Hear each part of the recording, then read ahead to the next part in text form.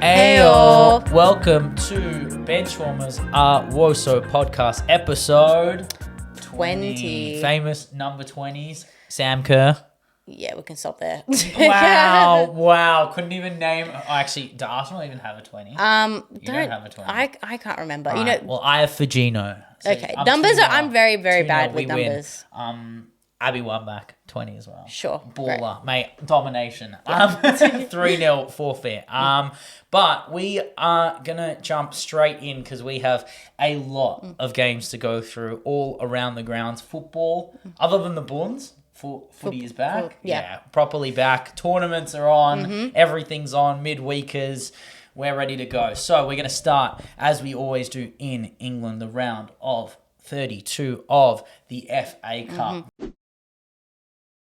The magic of the FA Cup this week? Well, I think it was for a lot of teams that... a lot of the good teams. A lot of the good teams. I think it was pretty much like the very easy round of FA Cup, and I think that's one of the criticisms. Other than you got two Premier teams as well. Yeah, I mean, that's why I think our game was probably the most enjoyable out of the lot if we're looking at actual competition, despite what I actually thought was a poor showing by Villa. I think also a pretty poor showing by Arsenal as well.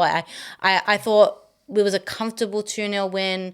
I was happy with how we played, and I was happy with our formation as well. I'm happy that we're using the Stina Russo as a starting against, in a cup. It works. Game. Yeah. It definitely works against. Like I would love it to work against other opposition. Yeah, I would like it to work in Europe. To be completely honest. Exactly. It would be amazing. Yeah. But you kind of. I think Renee knows when to. And I think that the style of football that we want to play in cups is very indicative of how I think we're going to try and play in Europe, which is direct football, trying to get goals early and then holding off. And I think that that's what we attempted to do despite going into the 0.5 all. I think Ali Roebuck had a fantastic game. She's going to make a case now. Yeah, it would be interesting. I don't necessarily think she's in the debates for England, but I do think that there is something there where if she can get a real semblance of form, then... she's got to get in over D'Angelo. That's my point. It's like I'm saying a run in, like D'Angelo's been great. I don't know who the number one is. I think that's the point. I feel like they're both like 1.5s. Like you don't really know, but in my head, I think D'Angelo is the more consistent goalkeeper, and Roebuck is the one where Roebuck could genuinely keep them in a game against a top level side, and ultimately 2-0. I know you said you didn't play very well. I feel like it's very flattering to Villa. Like Roebuck in net, like he's made sure that this isn't 3 or 4. Yes, but I also think that there were times in the game where because we didn't close it up early, we didn't run away with it, if you like, it became shaky, especially off set pieces. This is part of your brand, the game management mode, like not close out the game, and I mean it's indicative of a lack of I would say a clinical winger. Yeah, I'd say your wingers they're not luxury in that extent, but the lack of goals coming from your left and right is a bit alarming in the sense of that.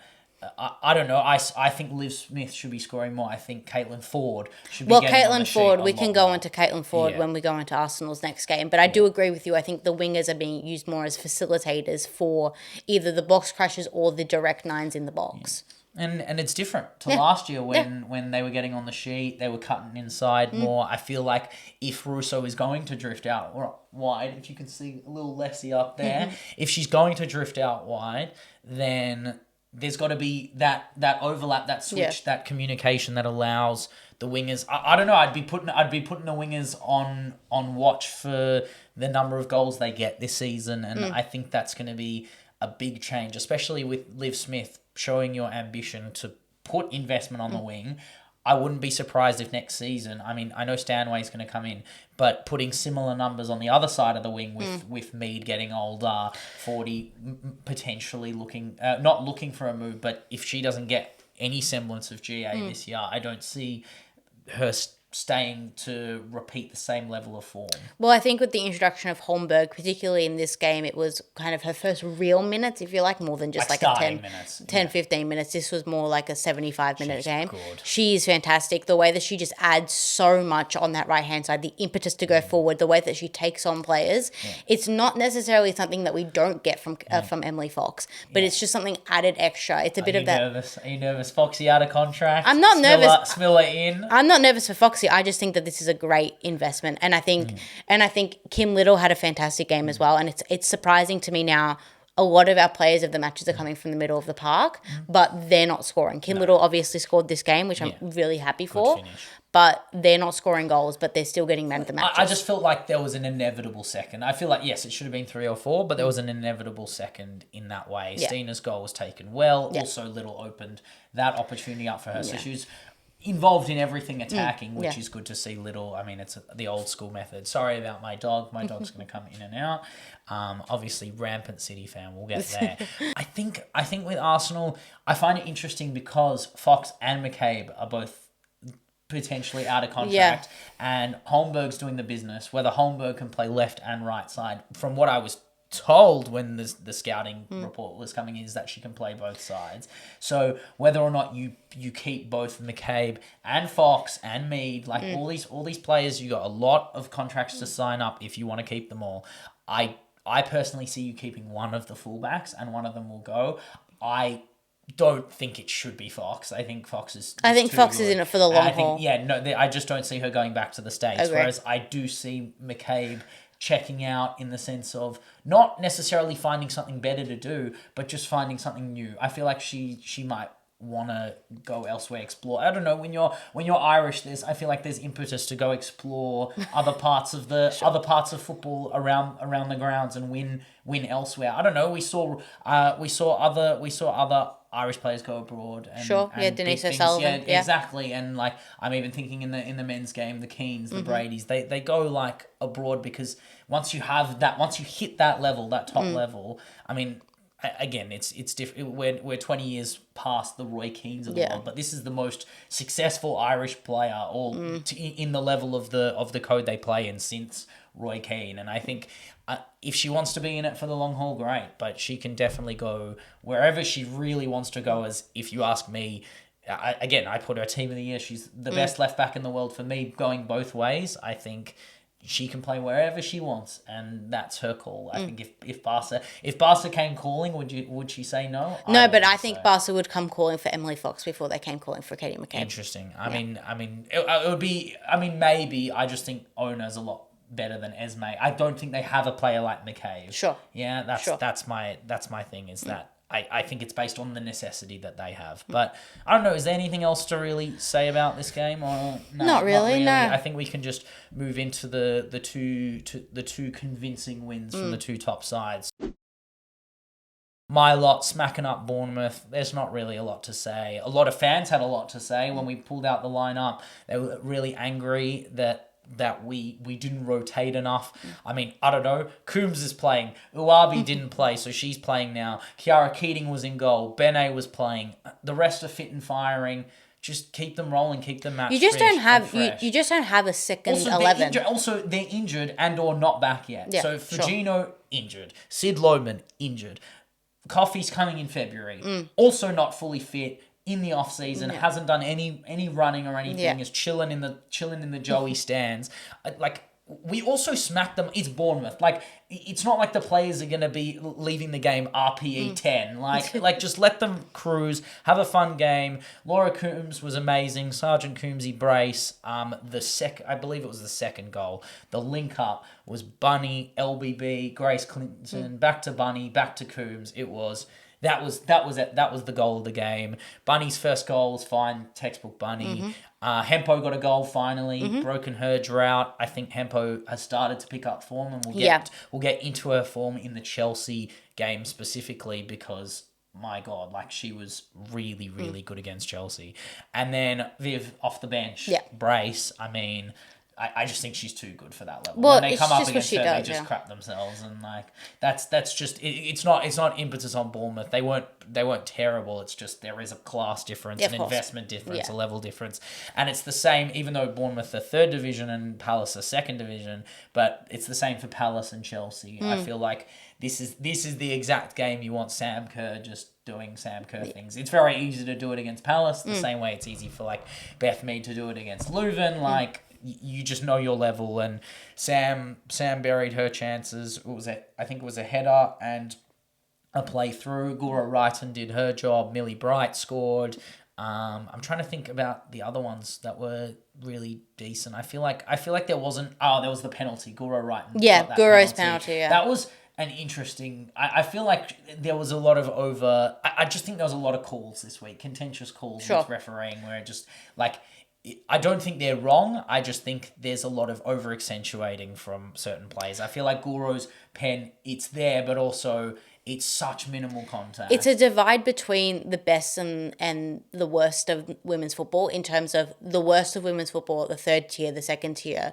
Even though we can argue that the gap is closing, there are... It'll take time. The mistakes that occur, the Sunday league tackles, they are evident. And then especially when you're... attention to detail. Yeah, and especially when you're a professional football team that is playing week in, week out, that trains and also looks at the tactics of it. Of course you're fouling. You want the foul in the box. Of course you're going down.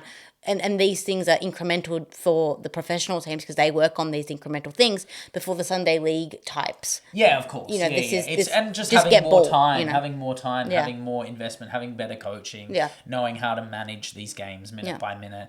And AT getting the fifth goal, they were just cruising through. I feel like the round of 16 is where things will start to kick off a bit more. But United I believe end up playing Chelsea in the round of 16, which is a crazy game, as well as the League Cup final. So they'll have a lot of games against each other this year. But United played Burnley. The only big moments in this game, I'd say... Oh, actually, there are a few. I feel like there were some good strikes. There was some amazing... I'd say that Myla Tissier's goal should probably be nominated for a martyr. Disagree. I think...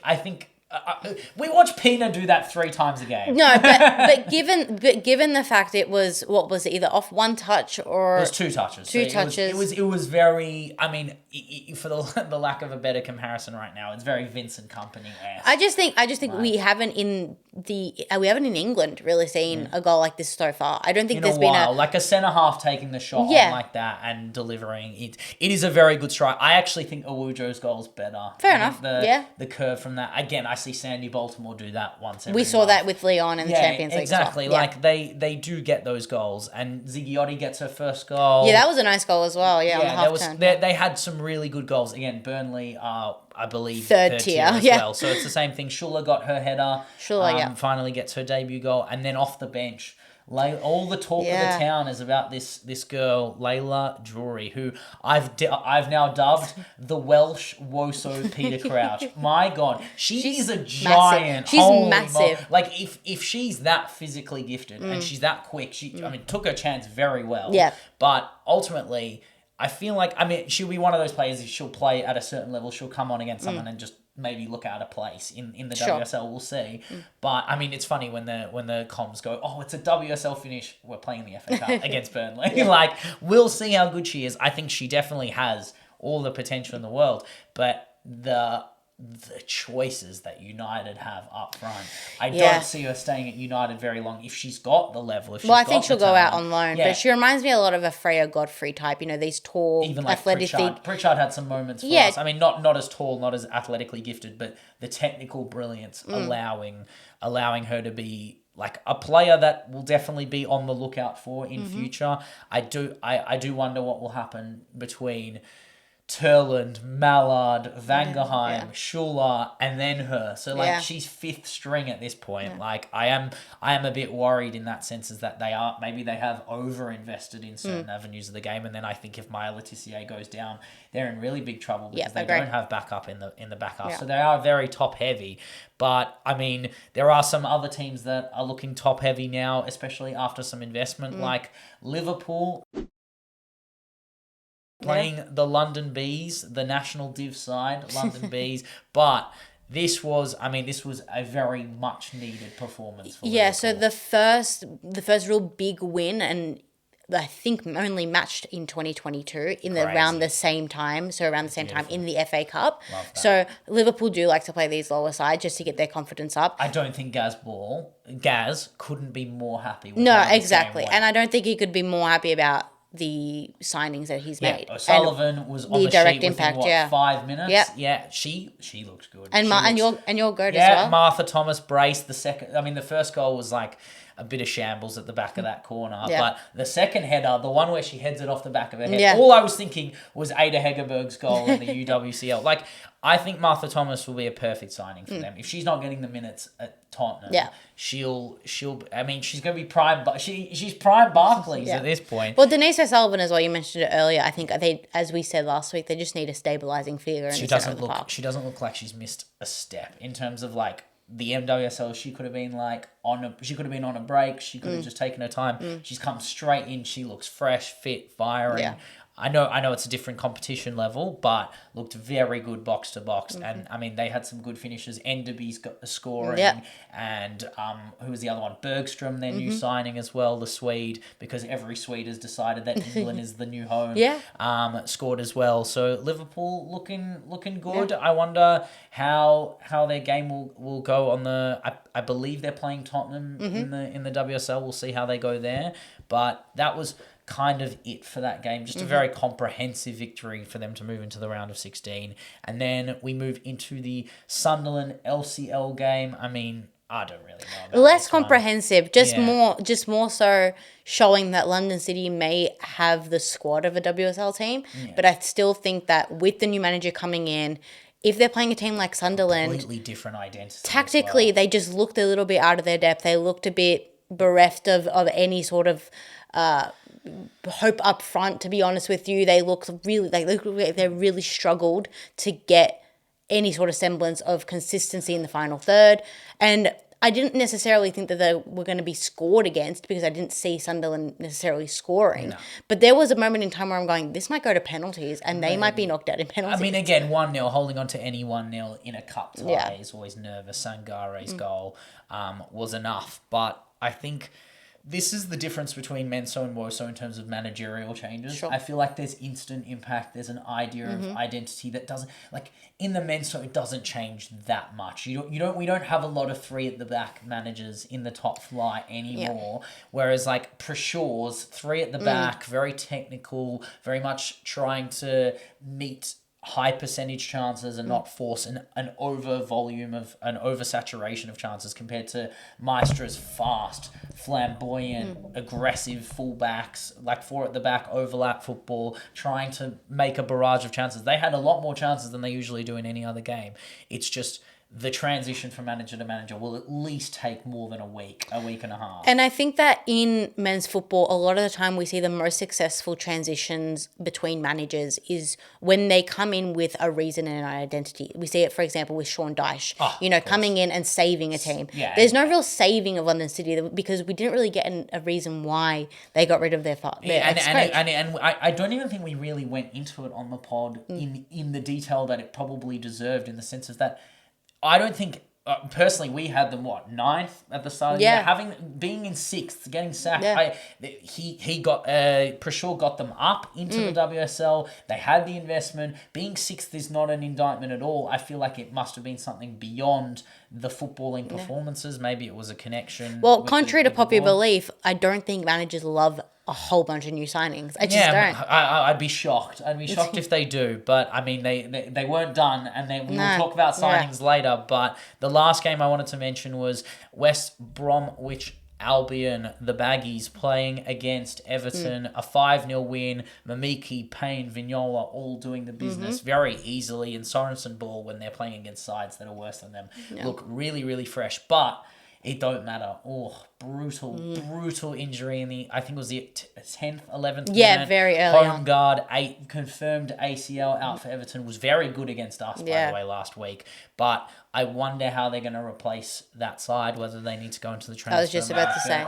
Yeah, we'll find out. We'll need to work out what works for them. But I mean, personally, I think when it comes to Everton, there's going to be there's an opportunity to stay up. They're not out. I don't think they're out of it. No. And I think with this fullback moment, they need to find an answer, and they need to find it soon, because Mace needs that cover that home guard was providing. But that's all we have for the FA Cup right now. The Subway Eat Fresh semi-final. Some would say depression for your lot, depression for my lot.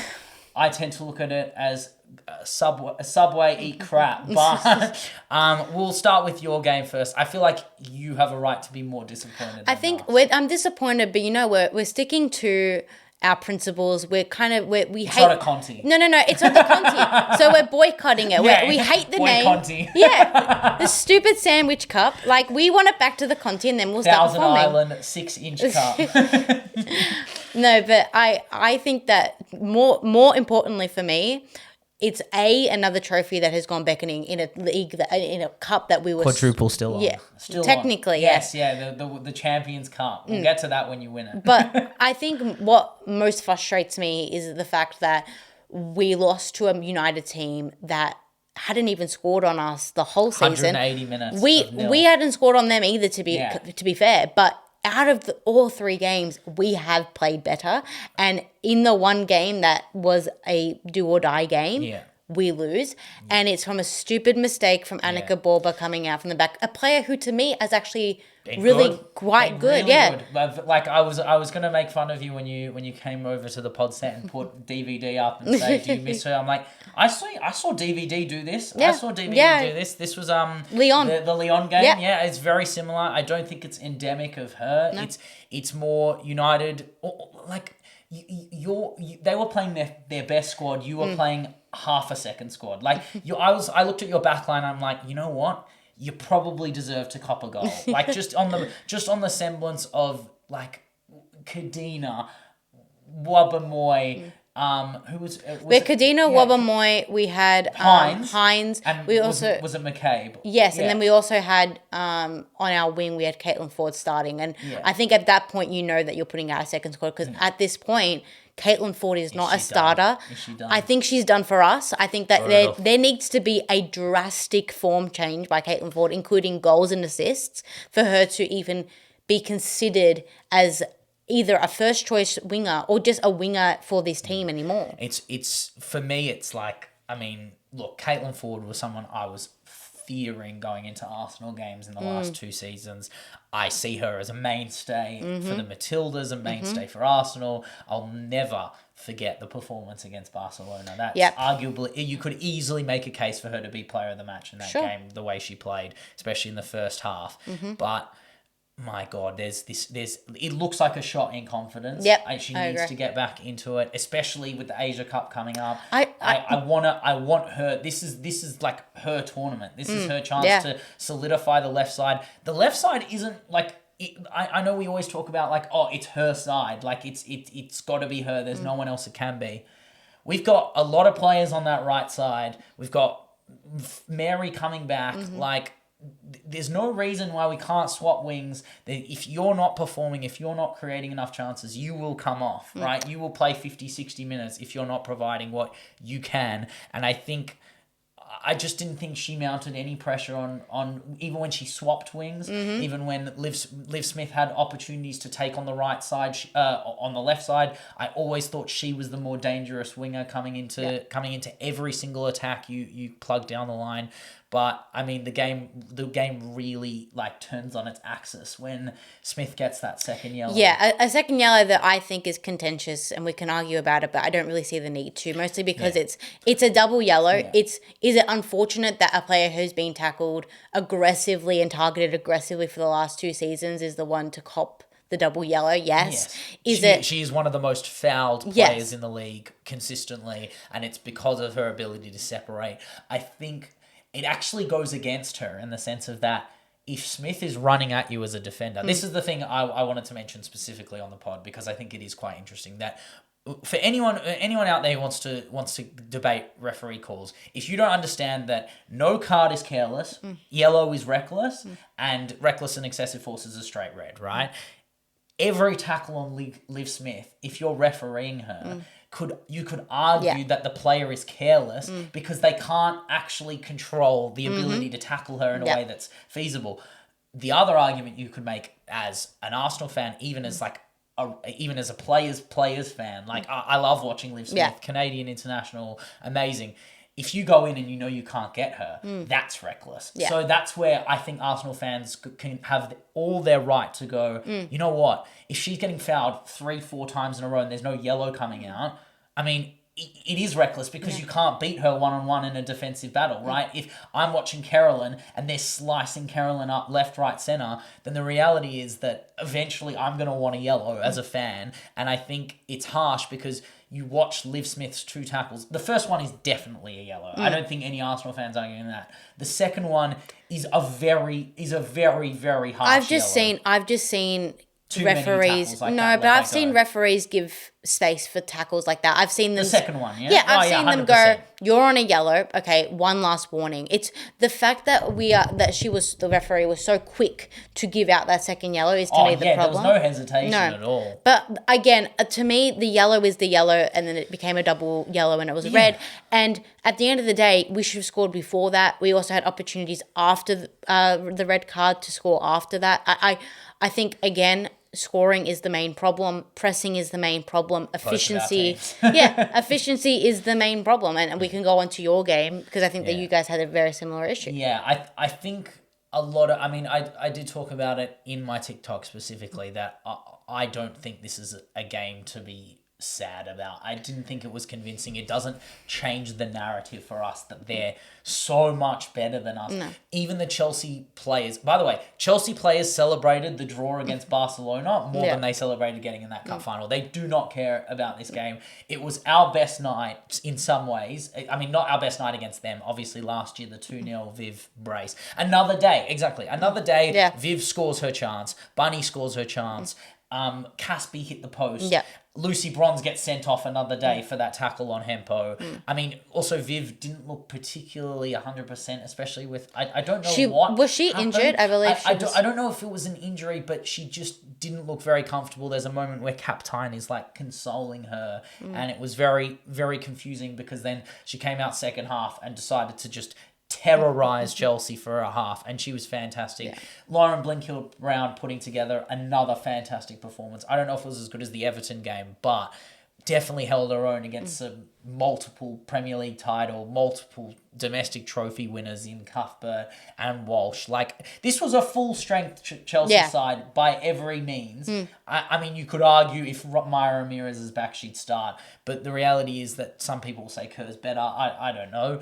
We went full strength. I think Kaptein's goal is endemic of the goals we've conceded so far that are all from set pieces. Yama really doesn't like being crowded in the box. And see, that was the difference between the Everton one where Mace is backing into her, just putting too much pressure on the player, in comparison to them just crowding her, leaving her the space to move, and then Kaptein just makes that head. And that's why I said last week that, okay, yes, that was a foul, but I believe that that is endemic of Yamashita not being able to control the box. Oh, 100%. And it becomes the next, it's the focus of the topic, right? So now other teams are going to try and play for corners, focus on whipping that deep lying corner that, I mean, we watch in the dub, has gone in 3 times this week. Like, it's crazy. But I really... I must, like, I sit here and like, I can speak for for City, how I want to see my team play, how I want to see the season go. But clearly, I mean, maybe I'm too chronically online, maybe I see different things, but the narrative around our expectations has completely changed. And anyone who went into this season going, you know what, City should win a domestic treble, I don't want you as a fan. Personally, I don't care for your opinion. You don't have any realism. And like, I'm getting blocked on Twitter by randos telling me that I'm unambitious because I think we should go for the league and the FA Cup. Because firstly, we have more history in the FA Cup. We like the FA Cup. We make the quarterfinal minimum every time. We've made the semi-final 3 years in a row. We lost the final. We lost the final last year, and in the not in the FA Cup, but in the League Cup. I understand that there is scores to settle, but the reality is that I'm a realist. Yeah, I take the Ange Postecoglou ideology of I don't care about other competitions if I have a chance of winning one, because everyone at the start of the season had us 3rd or 4th. United fans had us 4th. Well, look at our investment. We have Rolfo and Zigiotti. We have way more depth than you. We're going to be 3rd again. We're going to get back-to-back UCLs. You're going to fade into irrelevancy. We're like, arguably, we've been told by the masses that we're going to make UWCL now. Yeah. We are the favourites for the league. let's break the monopoly. Break the monopoly. Don't have this extra game that could have been a Manchester derby where someone gets sliced up and we win some Mickey Mouse trophy, in my opinion. That's not a Conti, by the way, but it's not a trophy that I look at and say, if we just won the Conti, we bottle the league. That's a C minus season right now. Personally, based on the expectations we have, one trophy that's a domestic cup is not enough. Whereas if we win the league, immediately the season becomes an A plus because we weren't expected to be anywhere near the league. Personally. I think what fans would be asking is for their players and for the institution and for the club to be ambitious and to be. There's a sense of realism, but also a sense of optimism. I think the fact that you were at such a low last year in fourth to now go up to arguably the favourites in the title, having... Well, according to Opta AI. Sorry, Opta AI. All hail Opta AI. But no, we've got to do some more content on Opta, Opta like Kang and Opta together. That'd be baller. But no, I think that I understand where you're coming from because you've been burnt before. I think that's kind of the difference between you and I. I mean, I'm the perpetual optimist. I believe that we can win everything, and the amount of times we've been burnt. But you have the squad to win on paper, your depth, the quality of player, the experience you have. Blinkfield Brown is not a treble winner. But Sam Coffey comes in. True. She's not there yet. But to me, you're undervaluing and underestimating your squad. You're underestimating your manager. I think you're underestimating. But it'll take time. Like I want next year, if we win the league, next year the expectations change. Sure. I want a UCL. I would want a UCL run. I would want to be at least back-to-back Champions League so we can manage the Champions League well enough. And I'd love a domestic cup. But that you're not. Be great. It's not like your Villa from 22-23 where you're having this extraordinary run that really can't be replicated. It's like you are a mainstay in the WSL. You are favourites. You've nearly won the league multiple times. You have won the league at one stage. This is not like, yes, you were in a bad patch last year, but the consensus is and the general trend is that you are top 2, top 3 team. So you should be there in the top 2, top 3 most years, but also you should be competing on multiple fronts. No, and I would argue that making a semi-final, like again, I at the start of the year, I said third in a cup run based on the investment you had, based on the Chelsea you had. I would argue that a semi-final is a cup run, personally. I think getting to a semi-final is a cup run. It's an expectation. I think if we didn't make the semi-final, it wouldn't have been good enough. If we don't make the semi-final of the FA Cup, it's probably not good enough. But the reality is that if I'm going to put the impetus on anyone, I'm going to put the impetus on the European champions and the domestic treble winners. I can understand that, And the reality is that if Chelsea don't win the league and they don't win the UWCL, then their season is already an F. It's an F. A domestic cup double is not enough for them. I just think that this idea of like failure and success is not outcome based. Yes, no, because I mean, I would have said last year that given the fact that we turned our season around, even if we didn't win a Champions League, I would have said that the season was a success on the whole. I don't disagree with that in the sense. So so even if you don't win anything this year, do you think it's still a success? It is so much of a success. So I definitely could agree with you based on the expectation I had at the start of the season. If we come second,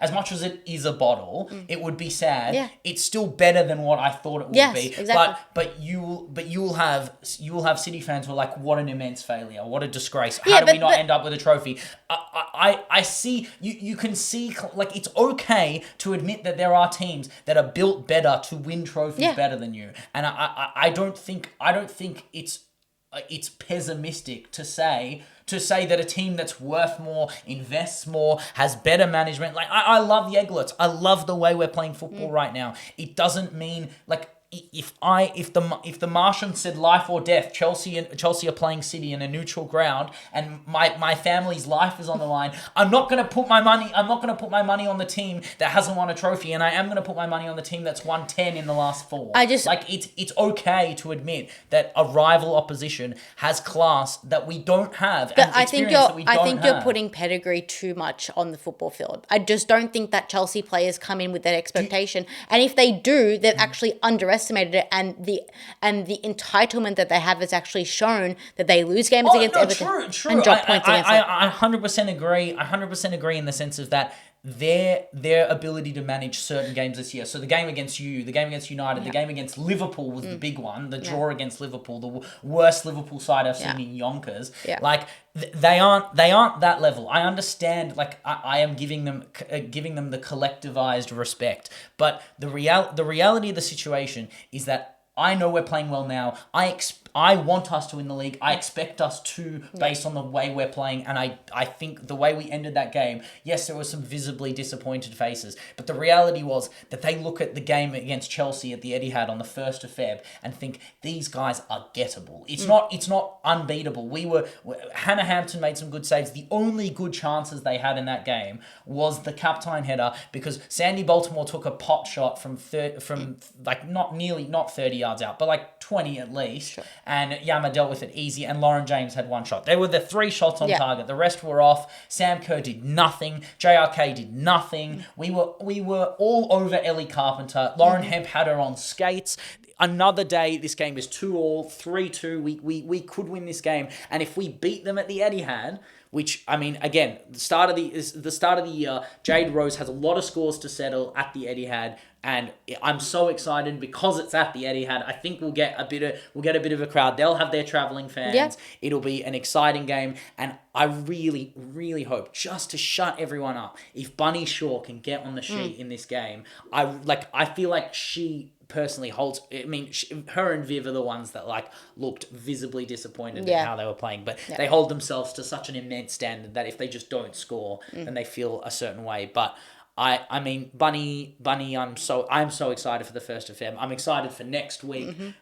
This coming week, this Saturday when your lot play them. Nervous, but also I'm rooting for the Gooners. I'm on your side, Leggy. I'm sick of these Chelsea fans. The entitlement that happens. I need 1-0 Laia Cadena, please.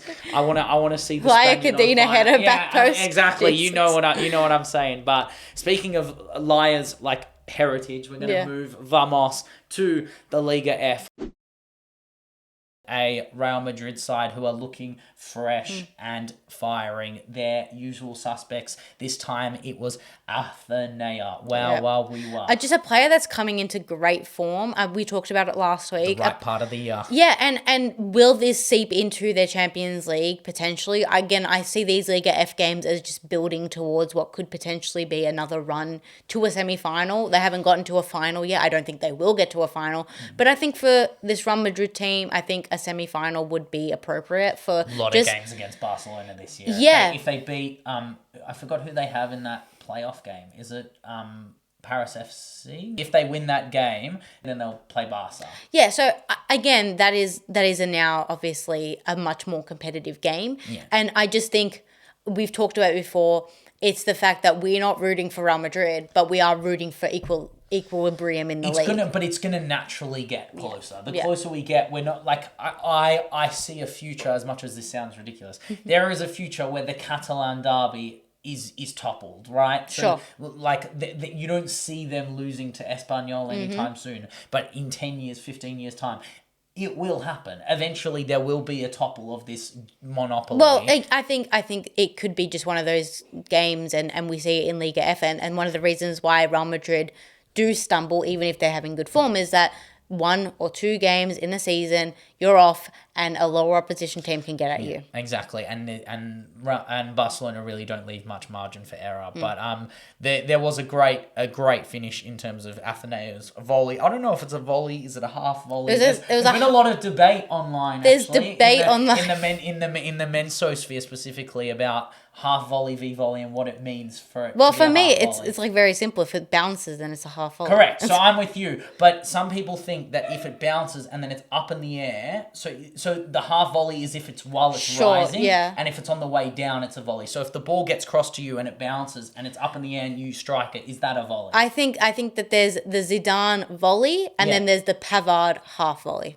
No. But Pavard's is rising. But I'm talking Gerrard's versus Newcastle, where it like bounces up. High, Okay, and that's it's a half really volley. high, and it's still a half volley. See, I'm with you. I'm 100% It touched the with ground. you. Yeah, you're with me, and shout out Big Mix. I agree with you as well. But the half volley debate is over. Yeah. We agree. But yeah, Real Madrid too good. Sure. I think they did cop one. Dolores Silva. Do you see? I mean, it was a rebound, but the strike beforehand that like curved into the post. Yeah. Misa had no chance. She's like, how is that ball just homing? Misa has like PTSD when it comes to like curled shots. Yeah, I mean, fair enough. I mean, if you're copying strikes from Pina and stuff, exactly. you just see the Pina strike. Compared to their rivals, I mean, their rivals are slumping down and down and down. Crosstown but rivals, Atleti against Espanyol, a 1-0 win to Espanyol. Atleti falling short. Sarajevo hitting the post. Actually should have been 2 goals because the first goal was ruled out. And I don't actually know how that's a foul because she shot the ball. The defender has come into her. They've both hit each other and they've called the foul on the defender. Disgracia. I would say that it's probably because the advantage then went to the attacker. Rubbish. So to me, you'd have to. No, I don't know. You saw it. Did you think it was a foul? I didn't necessarily think it was a foul, but I could see why it was called. Given. Yeah. I guess that's fair. Yeah.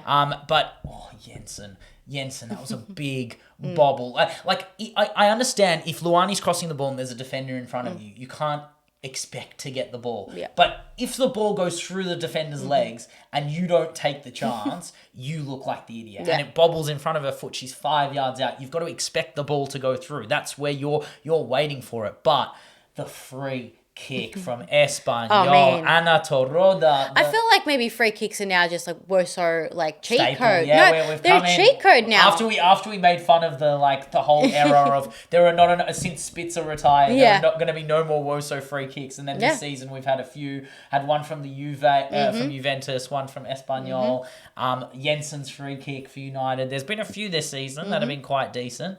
But I mean, it's very exciting that top pack of the Liga F now. Yeah, but I do think that Atleti are bottling it to the point where it's like they were at one point second, they are now fifth. Yeah, this is a. But Real Madrid are like holding on to second in a way. Like I know they're convincingly ahead of, or not convincingly, they're a game and a bit ahead of Sociedad. Yeah, but Sociedad are mounting the pressure. Well, Sociedad are having one of those seasons. I mean, we've talked about it before, and they do it without any of they have a system. That's the difference. I see Atleti as a bunch of quality players. We've talked about that, quality individuals who have quality moments, but as a system they get broken down very easily, and they have no resilience. They really just a couple chances go missing and their heads go down. This reminds me, I think I've said it before, this reminds me a lot of the pre-Giannis leaving era of Arsenal. I mean, everything that's a bottle reminds you of pre. It just reminds me of players who just don't want to be playing for their coach. I don't know. I think it's a bit like. Don't get me wrong. I don't think Victor Martin is doing himself any favors. The chances they're creating, but also you've got to know how to manage your players in the sense of their best positions. Like Fiamma Benitez's first half of the season was generational, and like. It came from playing in those attacking advanced positions. And yes, I understand losing Gabby Garcia, Bartel's a bit older, and Boarisa injured as well, that's playing big. As well. Like the midfield leadership is a bit lost, but you can't just play. I mean, I see for Fiamma Benitez is as important to Atleti as Mariona is to Arsenal. Like she's their talismanic figure. Yeah. Like you want her in those aggressive attacking positions. So it's not Sarajevo hitting the post. It's not Jensen bobbling it. It's her doing it. And I just think there were so many chances for her to get in this game and they just didn't happen. And Luani was diving for penalties by the end of the game. That's when you really know the game's over. But not their best patch of form and a lot of chances. But they were easy to manage for Salvador, the Espanyol keeper, as they win against Atleti, which makes it even easier for Barca to take on their not so much rivals in Alhama. They're opposite of the ladder. Yeah, exactly. But Alhama, I mean, it's not eight. I credit Alhama for not having an 8-0 I was so surprised. I was watching this game live and I was like, okay, so either both teams have come to a realization that like it's just not. It can't be 8 again. It can't be 8 again, but it also like some players had their shooting boots off. Like it just wasn't their day, so they were like, you know what, we're gonna take it really easy on you guys. Got 9-0. I would have put it. I could see myself in the prep doc putting in like a meme of 17 again with like instead of Matthew Perry or Zac Efron's face, it's just Pina's face. But yeah, Pina, or actually it wouldn't be Pina's face, it'd be Kika Nazareth's face, because Kika was all over them. Oh my god, Kika Nazareth. I'm so glad she's like back in like full form. She is so ready to go. I mean, this team, no APA. This was like average age of team can't be allowed into the USA bars when they go to the World Cup in 26. Like this was a crazy lineup that was still more than capable of terrorizing them. Pina getting her goal from that Kika corner, and then I'm sorry, the goal, Caro's goal. That you cannot let that go in. That corner is not a set piece. I'm sorry. I'm not letting Romeu get away with that, in the sense of that cross should never be allowed, and then the flick on should not be allowed either. But it was too easy for Barca. Kika really good, and then the return, right behind Leggy's head right there. Patri Guiaro, the most important player in the Barca lineup. And how do you think she went? I thought she was fantastic. She's back. So back. She never left. But it's easy to come back in these games, I think. I think you need to see her first game in Europe. I think also, I really hope every time that Patri gets injured that like people and like the teams that go up against Barca take the time to identify just how important she is and then what they have to do when they play. But it never happens. I need them to come up against Chelsea. It just never happens. It never happens where like players identify Patri is like the engine. If you just stop the engine, there is an actual fault there. I'll move swiftly on now, just because I think it's more important to mention it, because when they were 10 players in the Bilbao game in the SUPERCUP semi-final, they were 10 players. But one is Patri, and Patri just ruined them. Like, it didn't feel like it was 10 players. They were able to pass around it so well. But I did want to mention just quickly Sociedad's 2-0 win over Sevilla. Sure. No Imade, no worries, because their system's so good. 5 big chances to 0, 21 shots to 7. It was way too easy for them. Lavorguez was an own goal forced in. But Ezeguirre, as I've spoken about Ezeguirre so much, she came off the bench, scores a great goal. The super subs combined, I think it was Edgar Rizabala, plays the ball to Ezeguirre, and Ezeguirre finish like rifle off the post and in. It could have been like a bit of a scuff, but I think it's just a perfect finish. But I think if Ezeguirre's back fit and firing, it's Ezeguirre, Imade, and then that midfield just runs the show. Ramos on the right back, she was player of the match, I think. But they have some good players. They're in third. They're going to put pressure on Real Madrid. I just really wonder what's going to happen to this team. Will they get do you think they get apart? Gutted? No, I think it's like, not to mention Mense, but I think it's a little bit like the Leverkusen effect. So like they go on and have a generational run. You stay another season just to do the European run with that team, and then you kind of see the splits happen and then players move on. Well, at the end of the season, we'll do like a most likely to of the season we've had of like the teams that we think will get gutted, and I reckon we'll have a few Sociedad in there, have a few Paris FC obviously. A few Paris FC in there, a few Hoffenheim, and like a few of the other teams, even Freiburg, I'd say, but Freiburg's already getting gutted. Back to that semi-final, so Barca obviously going down to a red card because of Kika's, was it the head butt? I think it was like, it's the most stereotypical Portuguese type. Like, if a Portuguese player is going out. She didn't argue. No. It's so funny. I was expecting her to go like Portuguese about it, but she just went, you know what?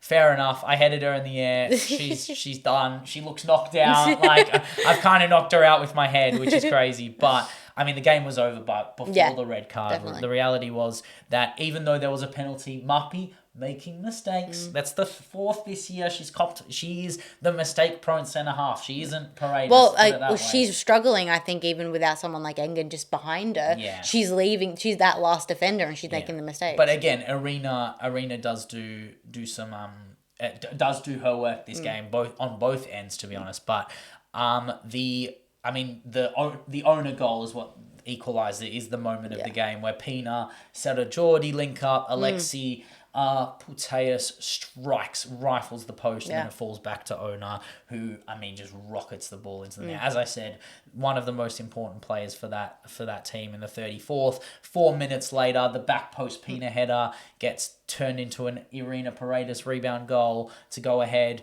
Then the red card didn't matter because Patry comes on for Clara, and then Payor gets the winner from an Ona assist. So Ona 1 goal, 1 assist in a Super Cup semi-final. With two defenders scoring goals in the game. Crazy, yeah. Like just a full, complete team performance. I think Romeu, I know you don't get enough, you don't really get the credit The Barca fans hate you. Yeah, they hate you, but I mean, when the team's firing for you, I think there is a reality of the situation that you have got the job for a reason. Yeah. And I think it goes the same for Pau Casada.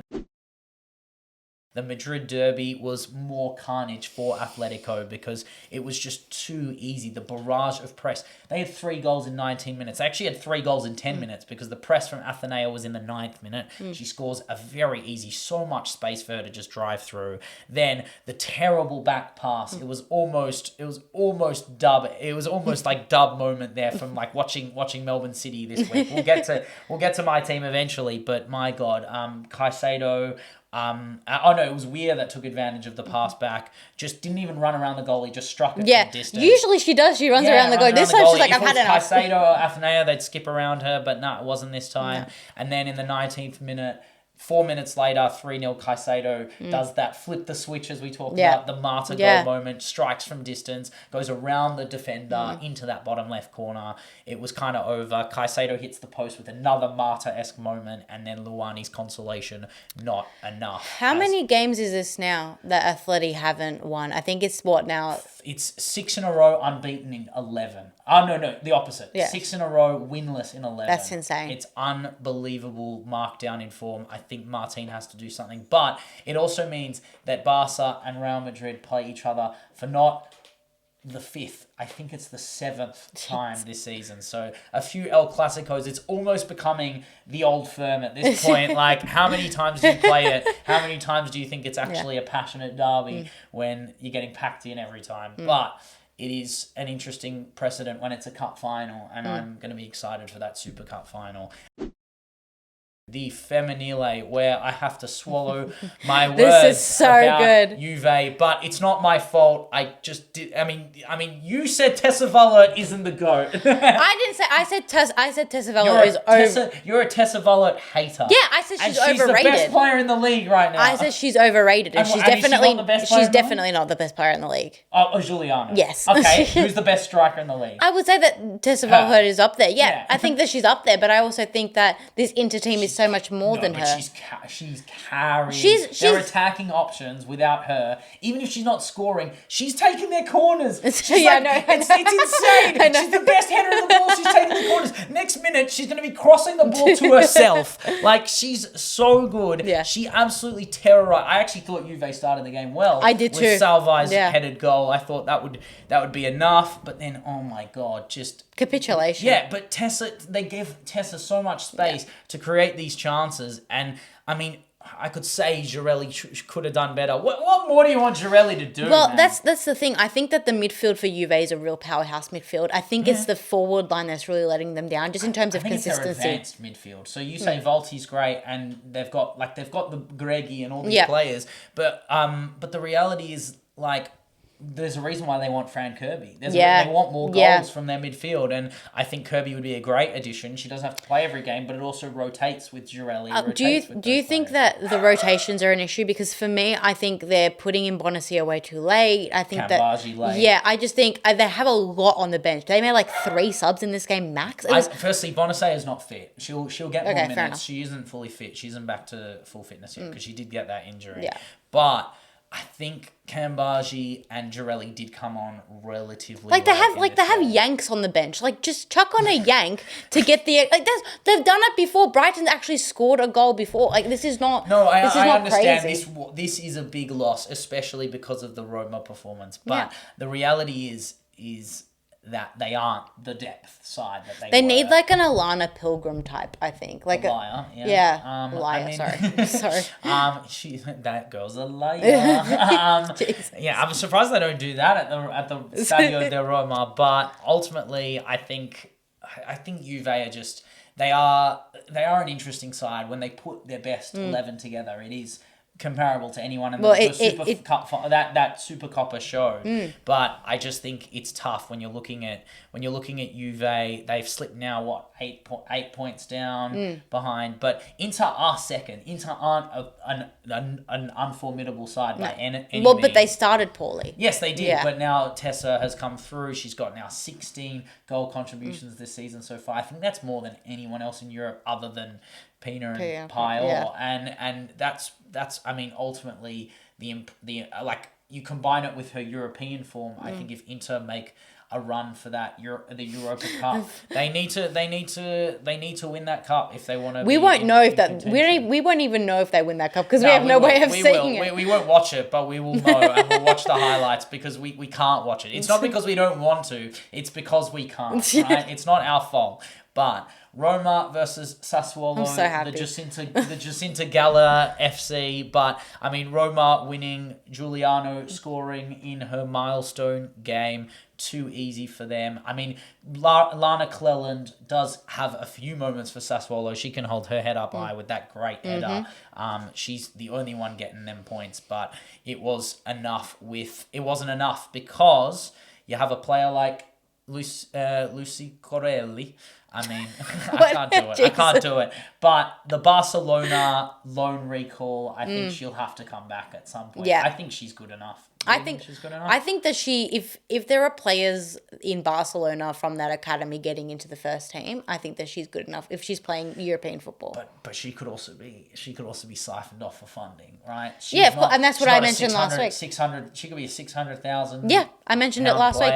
Are they putting these players on because they want to develop them, or are they putting them on so they could money? Because they don't need. It doesn't look like they need much more. I know Gomez, Carla Julia. They had who do they have up front in the league game? Oh, what's her name?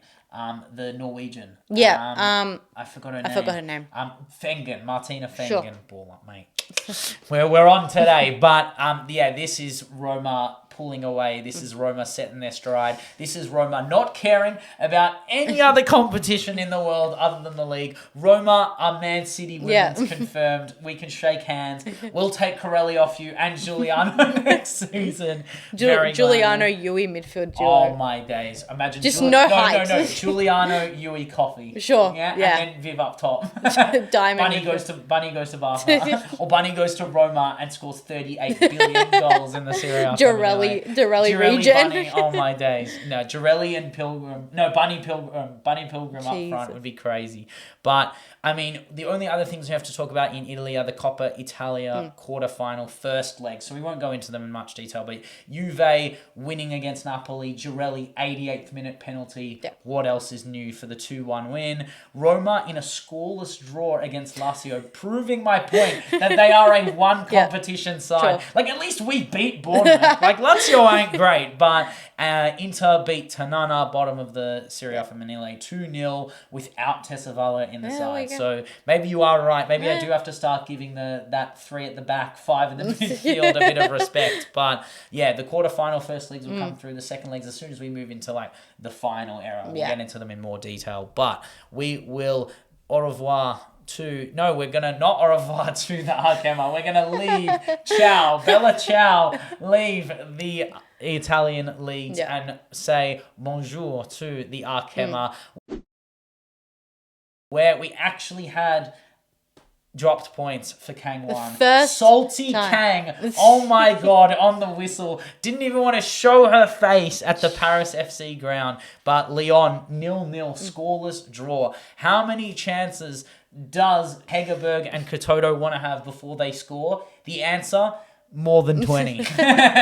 My God, this was an impressive performance from the Paris FC midfield. And they should have won. I'm telling you, they should have won. Oh, the header. Yeah, the header at the back post. I'm telling you, and I said it from the start of the season, this defense in Lyon is gettable. And I'm talking specifically about Tassiane. I don't think that she tracks back well. I think she has a really bad perception in terms of like depth perception. And I also think Engen's face proved it all when the header went over. And Engen just looked over at Tassiane and was just like, what? Ball, by the way. That ball to the header. You couldn't have given it any better. And oh my God, so lucky that that header goes high.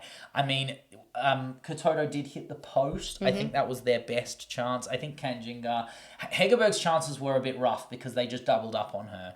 But the midfield, like I know they didn't get the possession, but the defensive contributions from Koroshek, Lamogudek moving into the center of the park. These are plays. I mean, you were talking about Sociedad getting snatched up. Yeah. I think Paris FC. Well, Koroshek's gotta get a move to the WSL. The physicality she presents in the midfield, like that's. If you ask me, that's Arsenal's bench right there. She is so she looks so Arsenal pilled. You do need like that Baltic Slavic midfielder on the bench. I can see her in an Arsenal kit right now. Fair enough, yeah. But I just think it is drop points. It isn't really. Like, it's not massive. It's not way. massive. It's just I think it just is a blueprint, and you talk about blueprints all the time. And I think whatever team is coming up against Lyon just needs to know quick transitions to get to goal quick. What do you think of Johannes's cameo? Oh, I think easily. And we can talk about this later, but easily just the life that was needed in that game. I mean, the way that she plays direct football. She plays football that gets her the best players she plays like she's in the NWSL. Yeah, it's kind of funny. But I think I thought Egarola was good. I thought she had a good game. She was okay, but Lily Johannes adds something it's like different. an inevitability. It's a different attacking look. There's no other player in the Lyon lineup that can do and that's why I understand squad rotation is important, but I just don't think a young player like Lee Johannes should be benched for a player like Egarola. I just don't think Fair enough. so. I feel like it might have been rotation. Yeah, that's what I said. I understand but I do wonder, without Lindsay Heaps and De Mornay playing more centrally now, I do wonder who that 6 is, because Ingrid Johannes can come up as well. Johannes is great, but if Engen moves into the 6, which obviously Engen, Johannes, De Mornay is an amazing midfield, but it also means you don't get Engen in the centre half position. Course, yeah. And Renard is old. Renard is 35 years old. She can't play 90s every week. There is a little bit of a gap without Heaps there. I think it'll be really, really interesting to see how they manage it, especially against Chelsea's midfield. If they come up against Chelsea or your midfield. Yeah. I mean, Mariona, if she's not coming up against Engen or anyone, she'll have a field. Like, Johannes is good, but she'll have a field day on Johannes. No, because Johannes is not a big game player in my opinion. In terms of not yet. She's yeah, young, and that's what I mean. So when in the game that we played against Lyon, I think we smized them in midfield. Yeah, exactly. So they had to make the game wide. But the reason you did schmize them in midfield, but their cover through the centre of the park was Lindsay Heaps, right? If it's not Lindsay Heaps, who's gonna do all that dirty work? Who's gonna take those long shots? It ain't Corbin Albert. She's an aggressive, attacking, advanced player. Lily Johannes, clearly her best football is forward of the ball, not her tracking. So they just have too many attacking midfielders, basically. So who's the 6? How are they going to manage that in comparison to PSG, who now out of the UWCL are looking to find their stride and are going to put the pressure on Lyon in the sense of that if you've got the Champions League and you're going to struggle and you're going to put second squads out, we're going to be out here schmizing teams in front of us. And Lons are very good. Lons are going to put pressure on, but I think PSG will end up second in this league. And I think if we actually look at the seasons that Lyon have played and done very well in the Champions League, they haven't necessarily focused too much domestically. So it offers the opportunity for a team like PSG and Lons and Paris FC to get points up, but also compete in the cups. Yeah. So this run of form by PSG domestically is important just because it continues... Collect the respect. Yeah. I think they lost a lot of respect after that UWSL campaign. I thought, without Kang Jinga, I think these guys will struggle, honestly. Yeah, I think Kang Jinga's gonna in that list that we're going to talk about, that like top 10, who's going to get snatched. Yeah. Kang Jinga could play for a lot of bigger sides than PSG. Maybe, I don't know what she's on at PSG. I feel like a lot of those players get snatched up for big money. It actually is funny. I would have thought that she'd gone to someone like a Manchester United, but they really don't need anyone. No, they take Swedes instead. They don't like the Congolese power. Yeah. I think Kang Jinga would be a great second line. I don't know how much she'd want to sit behind Bunny, but the reality is that if we're playing UWCL and we're playing against, it will be Ajax, not Twente next year, because Ajax are at the top of the league right now in the Eredivisie. But I'd love Kanjinger as a second 9, and I think she wouldn't mind sitting behind Bunny, learning from Bunny. If Bunny wants to move on somewhere, she could end up being our striker. But I do like the fact that we want to get those powerhouse. I like having a powerhouse striker like that. And Olga was decent. Lukta off the bench did her job. Lukta was incredible. More than her job, I'd say. Lukta was absolutely... I mean... She's also taking corners. What's with these strikers, these lanky-ass strikers, taking the corners? Maybe it's like concussion thing. I mean, we know personally players... aren't strong We enough. know personally players who are tall and usually should be very good in the air, who have concussions and can't take headers. I guess. But Dudek heads home the final goal, 4-0, very convincing. Well done, PSG. But, I mean, we're going to move into the dub. Down under, where women go and our teams plunder. Our teams stink. What has happened to the dub? What has happened to Melbourne football? We were an institution.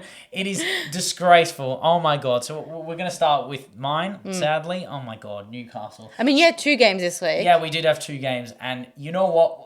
I'm going to give us a little bit of slack on the Brisbane game, but we'll get there eventually. But the Newcastle game at home, Christ. Holy shlimmer. What is it with Newcastle once every 5 games turning into Olympico ballers? Yeah. Like, Melina Ayres decided to take it personally. I've been gassing her up all year. She gets 2 assists, especially the second one, that little flick on, the third goal. Oh my God, that build-up was crazy. And, I mean, Lancaster probably should have had a hat-trick against us. She was that good. But...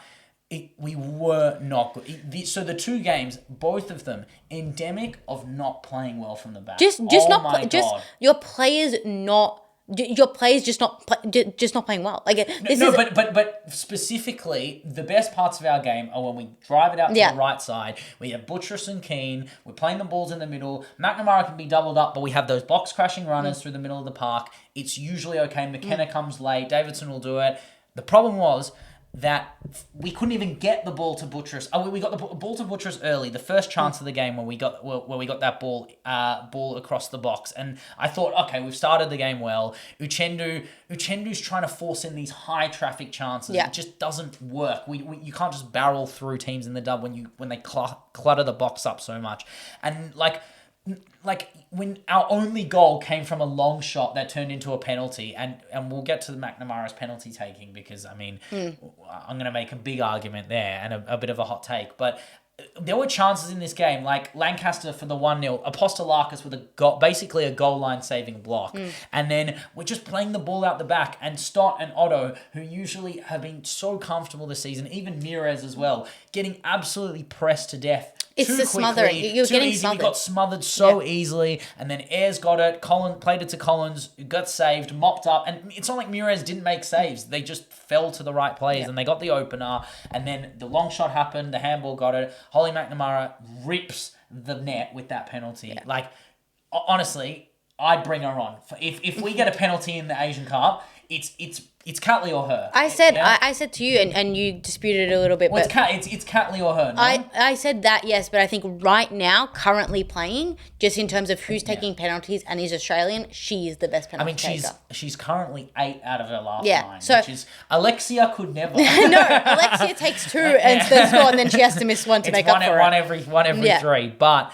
I mean, again, the second goal we conceded, playing out from the back. Mirez, what are you doing? Like, your players, I'm sorry, this is just from my perspective. Your players just look lazy coming out from the back. Yeah. Your philosophy's broken down because other teams have figured you out. Just clear it. They're not going to do that. Just bomb it. No, I understand. But if it's not working right now, there's got to be impetus from management. It's the same way for Victory. There's certain ways you're conceding goals. There's just got to be a little bit more pragmatism in the dub. Don't you think that the dub, though, like, I don't know this personally, but I do think that there is a level of let's just stick to a system because we do not want our players to think for themselves. If they think for themselves, they'll make mistakes. If they think for themselves, then the system will be broken. That's just not how. But like, okay, maybe it's endemic of the dub, but it's not endemic of Australian football. Because if you go to the NPL and you go to even the VPL, there is heaps of pragmatism. You watch Heidelberg play, the amount of times they'll play this like fluid, aggressive football for 1-0, 2-0, and then they just lock up. They go into that game management mode. And I understand in the dub it's a little bit different because there are these patterns of play that they try to adopt. And don't get me wrong, City have adopted a pattern of play that has allowed us to win the league, 2-3 times in a row. Fine, but And the third goal, I can't complain because it's a beautiful goal. It's beautiful football. Ayers' flick to Lancaster. The strike was amazing. Like, Lancaster hits the crossbar. Lancaster's a baller. Yeah, no, she was my super sub of the week. Oh, she's your super she was sub my of the super week. sub of the week. She scored the goal that got them. Oh, that she got did them bring the win. on. Yeah. Oh Okay, my god. Fair enough. So she's starting now. So maybe it should have been a never bench again. Yeah, but a great strike, crossbar late. I mean, it could have been 4, could have been 5-1. We were really rubbish. And then against Brisbane, I feel like we weren't as silly. I feel like there were. I feel like. Sure. I mean, being 1-0 up, going into game management mode. Like, I just don't think you. I just don't think you work in game management. We need to be 2-3-0 up, and and then it allows for a bit of those failure moments. We were much better. Like the chance creation, like our chances, the actual shots on goal, the chances we were creating for our players were much better. And if you lapse concentration in the 81, 83, you're getting closer. You see the 90, 86. You have the good strike. And look, I can make the argument that. Mate, that is a foul. That is a foul. Yeah, but your keeper was shit. No. Terrible. Okay, Mires should have saved that. Fine, whatever. I don't care about the strike. Studer absolutely waits Shelby McMahon. There on was the ball. No way. Oh, no, there was no ball because she didn't get the ball at all. And I understand Shelby McMahon is a diminutive 18-year-old, but you do that to anyone at any level, I'm sorry, that is just a foul. Like, no ways about it. You see all the players stop, even the bloody Brisbane players Why did they stop? Because it was a foul! Because it was a foul! That's why they stopped. Because even the Brisbane players near stopped. There was one player running backwards. They knew it was a foul. It doesn't matter. Play the whistle. But, I mean, we did get a penalty. Keane gets the better of Amy Medwin, Amy Medwin was playing right back this game. I saw her Holly McNamara was playing right back this game. There was a lot going on this game. Your players, you looked desperate. You looked like you needed the ball as soon as possible. Every time she's playing right back. She's playing right back because in the 82nd minute of the game, because it's 1-0 up and we haven't had a shot in 25 minutes. Exactly, because your team philosophy is completely down the drain. Because the drain. We're still top of the league. It doesn't matter. No, I agree. Our form is not good. I mean, we had to get that second. The Otto header, Briley Henry's blocking the ball on the line, and it's just got to go in the net. Like Briley Henry's getting back into it, and I understand it will take its time, but Otto and Henry, there's got to be a goal. I just think if you follow a dub, do not expect consistency. Like of course, I don't expect us to win every game. I don't expect us to go invincible. I expected a run of form where this would happen. I didn't expect us to win all of our games in hand. The fact that we still have 2 games in hand is really good, and we can reset and we can restructure how we want to approach those 2 games. But I do like that the dub is getting based into the pack, 7th. Not for me. I don't like it. I don't, because we are the pack. We're not even up there. We are the pack. The pack. You're getting smoked by the pack. We're the teams that we're lower teams on that victory tag. But we're the team now that lower teams are we can get a run of form by playing victory and getting a one goal win over them, because we look so out of it. We look gassed all the time. I don't know, are our players sleeping? Do we have insomnia? What's going on? We look tired. Our chance creation is terrible. And the way that we're going towards goal is the same every time. It makes obvious sense. Kennedy White or bust. It makes obvious sense why they're doubling up on Kennedy White, where they're smothering us on the wings. She had a chance to get a brace as well. Yeah. It's not that header into the crossbar. We've had Kennedy White is a player that I think a lot of her mistakes are hidden by the fact that she had a really good run of form early in the season and had just such an immense amount of talent to bring to the dub. But she's missing one-on-one chances. She's not creating for others because she's too high up the field. And so there's a gap between our midfield and our attack. Yeah, well, there's not a lot of playing with her back to goal, but also from a sense of that, you can make the argument, she scored a goal and she hit the crossbar. She's got to get more, and she's got to give a break to Policina and the midfield. And even Furphy, she gets so wide sometimes. And I know I get angry with Leslie when she does this, but at least when Leslie does it, there's an overlap and an invert. But Furphy's so narrow to the line, and then they're so close together that it doesn't allow them any move into the center of the park, and they just get in each other's way. But you genuinely made Fiona Ver skirts look like Yeah. Florian. That strike was like, don't get me wrong, she absolutely did in your defender. Who was it? I think it was Morrison. Yeah. But she's having a So can I tell you why she's having a woeful run of form? okay, you could tell Because me she why. can't play for the Tillies. So it was breaking news that she can't play for the Tillies. Why is this? I believe it was a conditional clause when she trialed for the US women's national team, and as a result there is something where the FIFA just aren't allowing her to play for the Tillies. But she doesn't have a cap for the US. No, she doesn't have a cap. So as a result, all her form's out the window. Jomo's not coming to the games anymore. Who cares? I'm gonna down with this ship, down with Australia. But she's not like Jamila Rankin, like Nevin. There's so many fullbacks ahead of her. Like, well, she's a centre half. Oh, okay. There's still centre halves ahead of her. Well, she would have been the natural replacement for Kennedy, is what a lot of people were saying. Winnie Heatley, my guy. Jesus. Winnie Heatley is the one. No, it's Catley. Catley will go centre. Catley will go centre, but she's not there forever. So she's there forever. Yeah, fair enough. She's there till she's... Have you not seen the way the Tillies play? Catley will be there till she's 45. Fair enough. We won't have a better centre-back than Catley for at least 15 years. But... you did equalise. I did think you got back in it okay. And then, oh God, I'm sick of this. Do you understand how disgusting this is? These corners that are happening. Like, we're making goalkeepers look silly now. So people are just, like, we're getting to a point where it's Arsenal, Menso, Yova levels of tactics here. And just it's... whip the ball in, deep, high, crowd the keeper, aim for the top corner and see what happens. And it's worse when you know that she's an ex-player. And I never really rated Paige Joyce. I mean, she never really got Zoy's time. The goat. She never got time. So for me, it was like, I didn't really see the potential. But this goal, the fact that she doesn't do like just some mad celebration, like I have to commend her. But like she wasn't aiming for it. You know what? She's honest. Even I clapped. Even like I hate this stupid team. So it's like, of course you clapped. You're an Arsenal men's fan. It's like watching the best football being played against you. I also I hate also the fact that like we didn't really play up that this is the original rivalry, and I can understand it's not. No, they did say it when Zoe scored. She scored to put the winning goal into the original rivalry. I would ask any of the players who rocked up to the first like leg of the double header, like, is this an original rivalry? Like, not really, not in the traditional W sense. The OR game, but. Oh yeah, my God. And then insult to injury. Yeah, emphasis on the injury. Policina going down. Yeah. I haven't seen the injury because I know that she broke her wrist or fractured her wrist, but I just won't see that. Like, to me, it's like trauma. So like I will not see trauma for you. I broke my wrist, so I do not want to see that. But you've had it happen. Yeah, so I don't want to see it again. I didn't see it from a... First time was so nice. It's like I wouldn't want to see like a POV outside of my... I had no idea. How'd you break your wrist? I was playing futsal and I tripped over my own heel. And no one tackled you? No, I was running At least Policina got tackled. Like, there was something in it. Yeah, I was running to a ball and then fell over. I like that. So. But I mean, she is a baller, by the way. Leggy is a baller. I'm not that much of a baller. No, she is a baller. She's just a retired baller. I'm a retired baller. That kind of covers the dub. There was no real interesting results to be Perth is on a run. Perth drew to CCM and Morrissey got another player of the match. So that's 4 in 6. Yeah. And she's averaging 8.3. She's averaging even better than what I said before. And Canberra are a bit shit now. So which is exciting. Yeah, it's great. Again, as I said, the most socialist league in the world because there's no investment in everyone.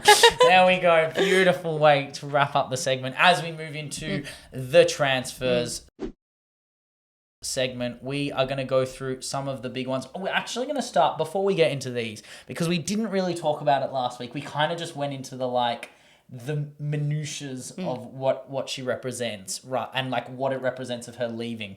But we didn't actually talk about Georgia Stanway as a player. We didn't really say what do we think about her coming into the Arsenal lineup? Where does she play? Who does she go to? Is she the 6? Is she the 8? Where is her best position? I don't know. I'd be interested to hear your thoughts as an Arsenal fan watching Mariona change position this season as well. I think I'm of potentially the minority to say that Mariona is an 8 and will be the 8 for us. Just in terms of her defensive work, it's undeniable that right now she's the best defender in that midfield. So Georgia Stanway comes in for me as the 6. She comes in for Kim Little as a starter. I would say that Kim... Does Little get one more year, but she's kind of the rotated replacement? I would say Kim Little, the experience that she can offer to Georgia Samway, a player not unused... The handover. Yeah. This is what I've been doing for the last decade. Yeah. Here. She's not unused to the WSL. She played and had a fantastic season, you'll know, with City, arguably one of their best ever players. Mate, that team, don't even remind me of that team. It's incredible. I wouldn't be as scared. I wouldn't be as scared of the league right now if we had Stanway, Weir, and everyone in the midfield packing it. Stanway, Weir, Sam Ewis, Oh, mate. But no, I do think that Georgia Samway offers stability. She offers a goal threat. She offers leadership. She offers something that... That's the big one. Yeah, I think there's something... Put a team on the back. You know what it is? What it you know is, what it is? It's the Rice signing. It's the Woso Woso Rice signing. It's the games where you think, like the Villa game, when you're 0-0. Yeah. Who's the player you're going to look to build out of the hole? It's her. Yeah. It's so her. She is so, like, I don't even understand how she like, I know she's a northerner, but I don't even understand how she played for City, in the sense of, like, she gives me such Arsenal vibes when I watch her. Yeah. Especially, I mean, going from red and white in Germany to red and white in England isn't such a big stretch either. And the connection in the spine now that we have between Leah Williamson, Stanway, and then Alessia Russo, that to me is kind of undeniable, just what that will bring in terms of chemistry and connection. So I'm really looking forward to it. I hope and pray that we get it over the line. And I think that with the signing, I think that there should be no doubt, alongside with Sam Coffey, that the league will now start to build into having sixes be just as important as starting strikers. Just have those double, I think you'll just go double pivot, personally. I think you're going to sign someone else as well, because, I mean, we didn't even talk about it in the 2 games, but Frida Marnham's copping a lot of criticism at the moment. My God. I think we'd need an upgrade on the 10. Chosen one. I've been the years that I've been supporting Frida Marnham. I still rate her. I rate her so much, but she doesn't work in the system. I don't think. No, it's not the system. It's not the system. It is literally just her. Like she's done it in the system. She did it in the Champions League last season. But that was a different system. It was a different game. Not really though. Renee hasn't changed. She was deeper. No, she was the 10 then as well. So it was the 10 and then Alessia Russo. Mariona was further forward though. Mariona a little bit, but I think Frida Marnham played further up the field in general. But then she was I always thought Frida was the box crack. Like when we played you in that 2-all. She's more of the false 9 in my opinion. I think that she actually is as high as Alessia Russo. So that's endemic of the fact that your system doesn't cater for a false 9. No, it doesn't. And I think the best of Frida Marnham's football won't, for me personally, won't be at Arsenal. If you get Stanway, that's me kind of thinking that Marnham will sit on the bench and she'll replace. But she has been sitting on the bench because she's played the last 2 games and had 6 shots at goal and not scored. And I think it's the same as Caitlin Ford. I just think these players are out of form, and I just think it's on them. But I think it's a little bit of it's going to be a changing of the guard. It's thank you for your service. Now we're going to have Stanway. We're going to have Smith. Sorry. So do you think they'll re-sign Stina and get rid of Marnham? I think so. That's interesting. I think Stina. I think Stina. Firstly, I'm not even gonna go to what the cultural representation of what Stina represents. This is massive. Because if Stina leaves, I think there might be a few Arsenal fans that drop to their knees at Highbury. But that's just what it is. And we already mentioned Martha Thomas's loan to Liverpool. Yeah. Started off fresh. I think she's gonna be a great signing. I'm gonna say we talked about this a lot, but I'm gonna say 6 goals. The rest of the year for Liverpool. Fair enough, that's a good shout. 6 goals. Yeah, in the back half of the season. I think 6 goals in a permanent move. Wow, amazing. Yeah, I just don't see her getting back. 6 is still very good. Like in that Liverpool side that hasn't been fresh so far, it'd be a very immense loan signing if she does that. But now we are going to move to 2 very, very interesting moments of transfer. We talked about Gago. We said that she needed a move. And now we know why she hasn't got it, because wow, they don't want her to go, and she's homesick. And we said PSG as well. We said she'd be so good for PSG. Oh my God. No, they don't want her there because apparently one of Sorensen's assistants went up to her in a trench coat and a hat. The Sorensen method.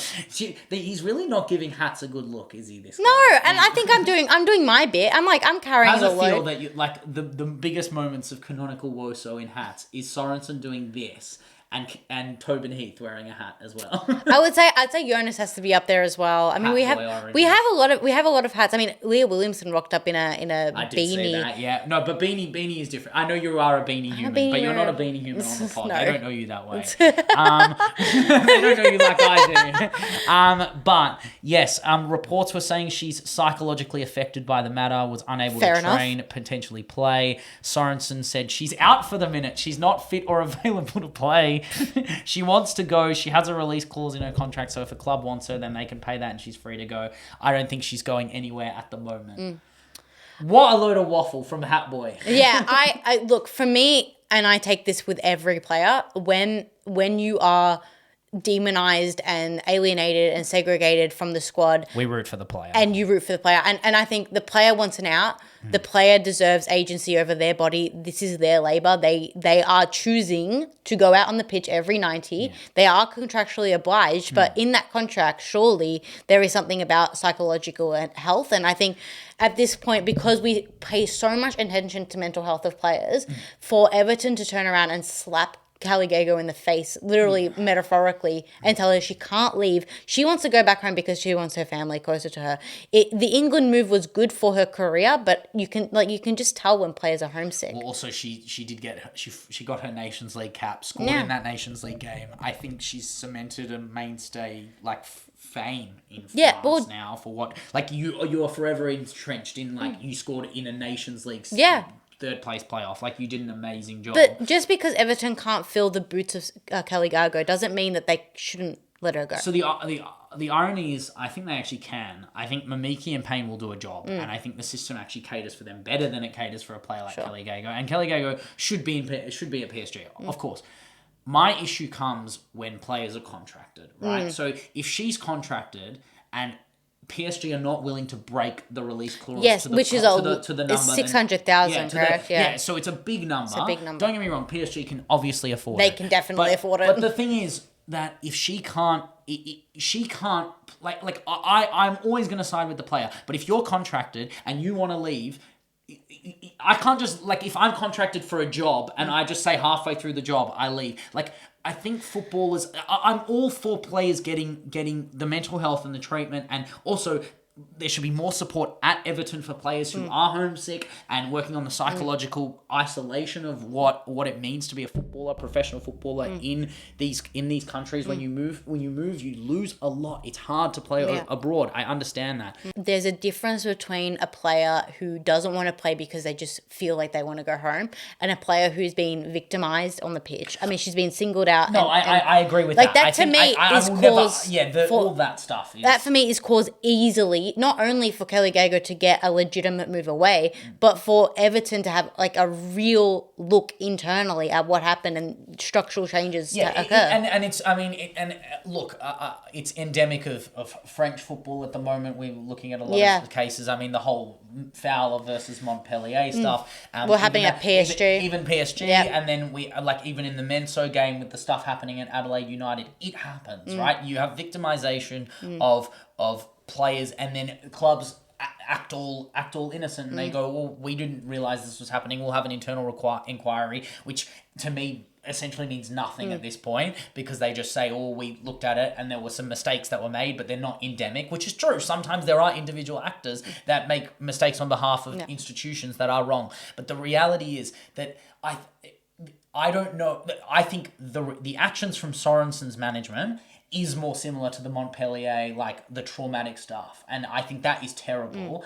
But the lack of loan deal, the lack of negotiation, PSG aren't willing to pay the fee. Then that's on PSG. And if Kelly Gago really wants to leave, then it should be to any club other than Everton. And I understand she wants to go to PSG. It is the move. Yeah, but if Long's offers, 100%. That's fair. But I think £600,000 is a lot of for money. Long's, you negotiated your release clause, right? Yeah. You're part of that process. Your agent's part of that process. If no one has the money for you, it's very interesting. I am sorry for her, because I want her to leave. I actually really, really do. And this comes and look, football is rife with corruption and danger and stress on players. We don't have enough player power, and I would love if Kelly Gago had the power to be able to, if there was some stipulation in a contract to say, I will pay it off. I will pay to get out of here. Like that needs to be an option for players more often.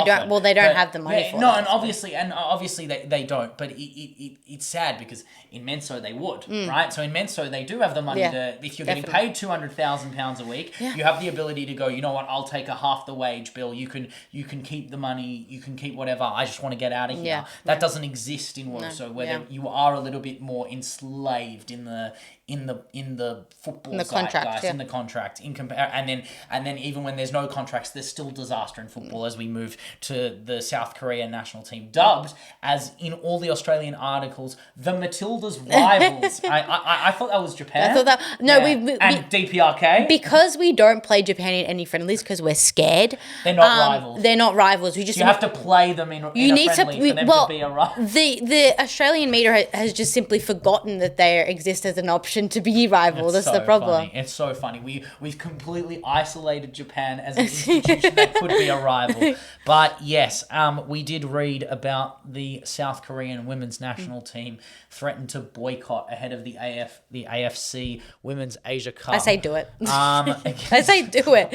No, just because you don't like the tournament. No, just because I think player power is important. Oh yeah, no, I think it's the right. I also don't like the tournament. Yeah, no, it's 100% the right decision, and the substandard treatment, the things in that report were crazy. I mean, like paying for your own kits, paying for like economy class. Yeah. I'm not one to be like, okay, you need to be business class on a flight, but it's just kind of it's the like the John Terry, like we were sitting in economy. And the youngsters were sitting in business, and we were like, it's like, well, no, they're all sitting in it's just economy, but like the flights are the least part of that. The actual like the accommodation not being near training grounds and paying personally for essentials. This was professional football. This is also a team that has been to World Cups before, done well at World Cups, but furthermore has a federation that has always talked about how the men's team are the best Asian side, the side that will compete most versus Japan for that spot in the European kind of hegemony. Yeah, it's a complete isolation. It's exactly that Woso gradient that we like to talk about in terms of the support for the men's team at the behest of the women's. And look, I mean, this is interesting because like, I mean, DPRK are going into this tournament. We rate them. We rate them, and like I know we rate them, but wouldn't it be funny if the DPRK actually get on the field and like South Korea just like and South Korea are like no, but ultimately the reality of the situation is that DPRK system is based on a youth academy product, so they don't allow their players to like leave their country in terms of like their league structure doesn't allow them to go to Europe. Like you don't have a lot of but they also might not also be able to leave the country. No. Okay, you're just being horrible. But yes, I understand. I'm not saying allegations that could be true. That's Levy. I don't know if we need to cut that or not. But I feel like if we can't make fun of DPRK, who can we make fun of low key? But but this South Korea thing is, I mean, it's massive. Yeah, it's crazy, and I mean, it's the equivalent. Just if you're in Europe, it's like the equivalent of say like a Sweden not being able to compete. Yeah, like a Sweden boycotting. I would even go further than that. I would say a Germany would be someone like a Japan or an Australia, but a Sweden and a Netherlands is more. Maybe Netherlands is too high up either, but Sweden I feel like is the example. Yeah, I think Netherlands the gradient kind of shifts because the Woso Netherlands are arguably have been better than the men for a long time. But South Korea, have they won an Asia Cup? Not to my knowledge. No. Not even in Menso, to be honest. Like even with their quality players. Like that's the thing is that I look at South Korea as a team with quality players, not a quality squad, but that can be endemic of the structures and the system of play. Their lack of academies. I mean, if they're not even giving them the opportunity to make it easy for them to be a part of the national side, then I can't imagine what the league standards are like. So again, we always talk about the top not getting the treatment. Imagine the mid leagues. Yeah, exactly. Like there's a reason why the sides that have that Woso gradient don't give that level of professionalism all the way down. But we are going to move into LCL. The what? The Cascarino. Oh, Cascarino. I completely forgot because I don't care.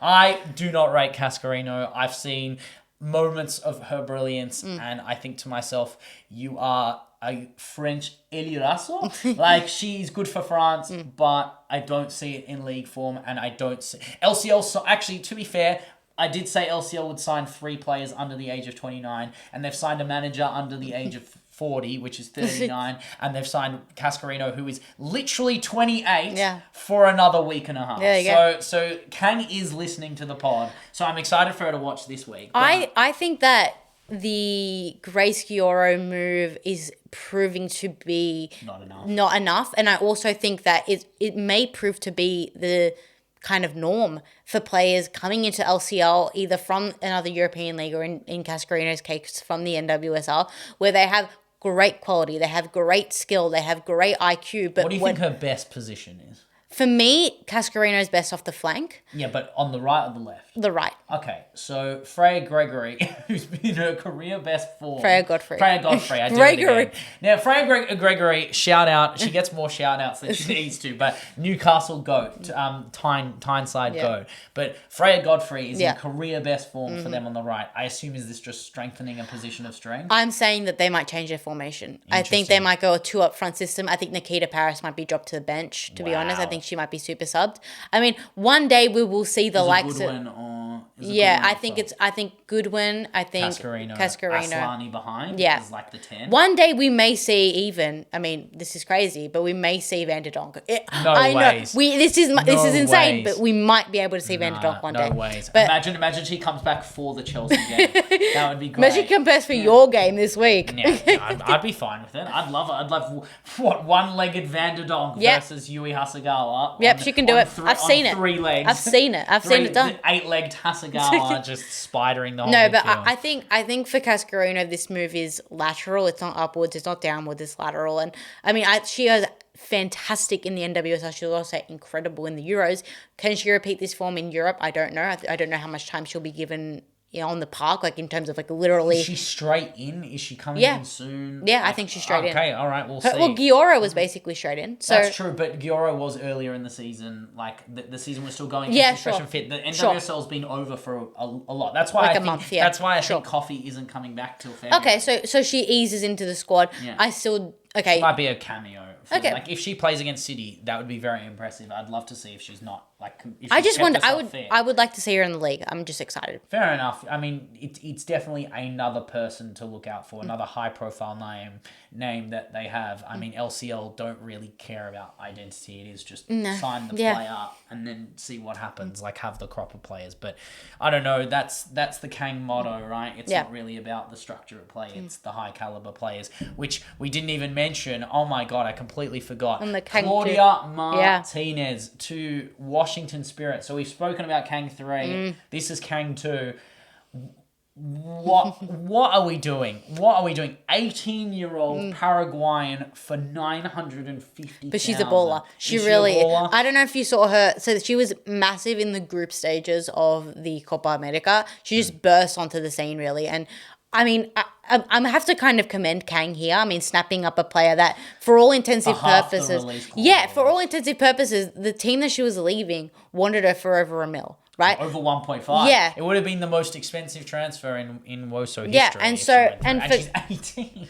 And Kang knows what she's doing. Kang knows that this is not the last stop. Washington is not the last stop for Martinez. She will be moving overseas. I could see her literally as a Caicedo regen, right? She's that type of ilk of player where I could see her playing in Europe in the Champions League. Mm-hmm. So the sell-on clause is... Kang 2 to Kang 1. Yeah. Kang 2... I would say Leon are probably not the team for her just in terms of how they play.